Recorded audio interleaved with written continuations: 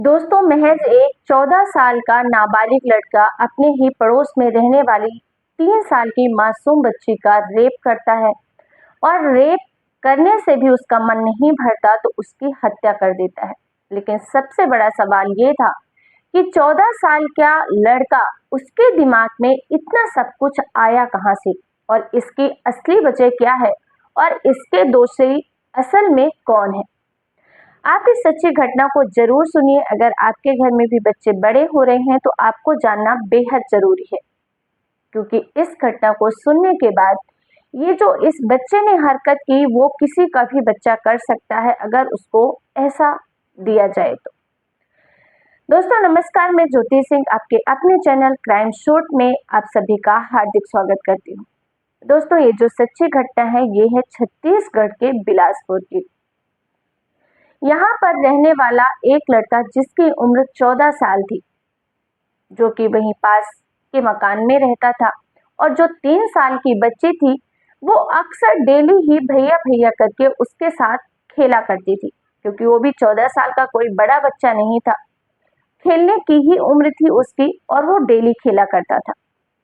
एक दिन जब उस बच्ची की माँ अपने घर में खाना पका रही थी, तभी वो बच्ची खेलते खेलते घर के बाहर चली जाती है और सामने से जब वो उसको भैया दिखता है, यानी वो 14 साल का लड़का दिखता है, तो उसको आवाज लगाती है कि बोलती है भैया आओ खेलते हैं, क्योंकि वो रोज ही खेलती थी।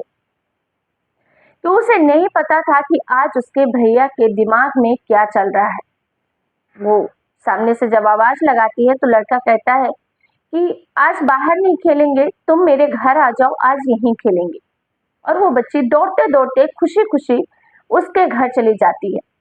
वो उसे अपने घर के अंदर ले जाता है और अंदर ले जाकर उसको अपने साथ टॉयलेट में यानी वॉशरूम में बंद कर लेता है।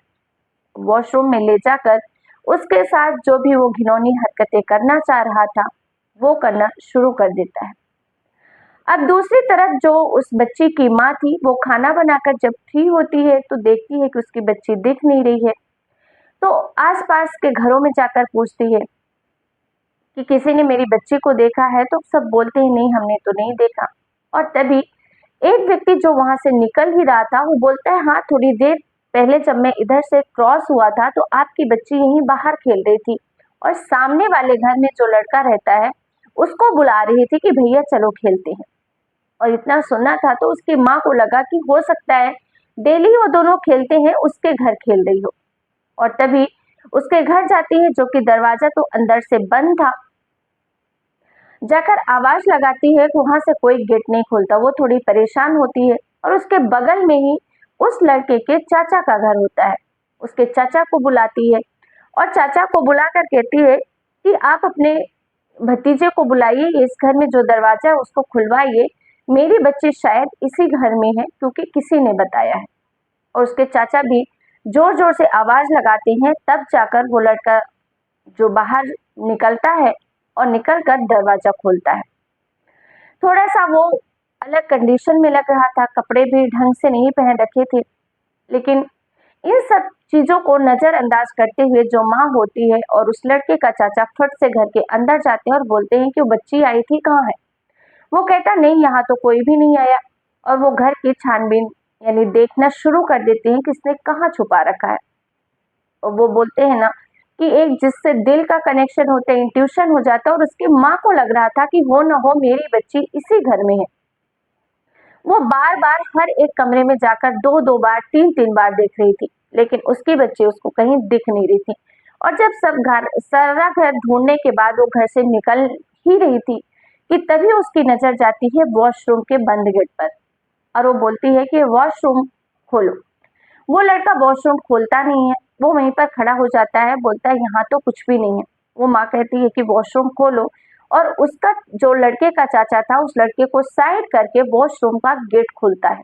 और जैसे ही वॉशरूम का गेट खुलता है माँ की चीख निकल जाती है, क्योंकि उसकी महज 3 साल की मासूम सी बच्ची वहां बेसुध हालत में बिना शरीर में किसी कपड़े के बाथरूम में पड़ी हुई थी। उसके प्राइवेट पार्ट से काफी सारा ब्लड निकल चुका था, साथ ही उसके पूरे शरीर पर काटने के बहुत सारे घाव थे। तुरंत ही जो लड़के का चाचा होता है उस बच्चे को गोद में उठाता है और तुरंत ही उसको हॉस्पिटल ले जाते हैं, जो भी नजदीकी हॉस्पिटल होता है। लेकिन वहां जाने के बाद पता चलता है कि इस बच्ची की तो मौत हो चुकी है। माँ बाप का रो रो कर बुरा हाल था, क्योंकि जो मासूम बच्ची अभी महज 15 मिनट पहले मेरे साथ खेल रही थी, वो अब इस दुनिया में ही नहीं है, और उसके साथ किसी और ने नहीं बल्कि उसके साथ रोज खेलने वाले महज 14 साल के लड़के ने ऐसी दरिंदगी की। उस बच्ची की बॉडी को पोस्टमार्टम के लिए भेजा जाता है और पोस्टमार्टम में निकलकर सामने आता है कि पहले तो इस लड़की के साथ जबरदस्ती दरिंदगी की गई है, और जब वो बच्ची रोने चीखने चिल्लाने की कोशिश कर रही थी तो उसका गला दबाकर हत्या कर दी गई है। उस जब लड़के को गिरफ्तार किया जाता है, उससे पूछताछ की जाती है, क्योंकि सबके लिए सबसे बड़ा सवाल ये था कि आखिर इस 14 साल के बच्चे को इतनी हैवानियत आई कहाँ से। तब वो बच्चा कहता है कि मेरे पास मेरा मोबाइल रहता था, मेरे मम्मी पापा ने मुझे मोबाइल दे रखा था, क्योंकि वो किसी काम से जब बाहर जाते थे तो उन्हें कॉल करना रहता था, और इस वजह से मैं सारा दिन मोबाइल देखता रहता था। मोबाइल देखते देखते एक दिन मेरे सामने एक गंदा वीडियो ओपन हो जाता है और मैं उसको देखना शुरू कर देता हूँ, और उसके बाद से मुझे वो अश्लील वीडियो या यूं कहें कि पॉर्न वीडियो देखने की उसको आदत लग चुकी थी।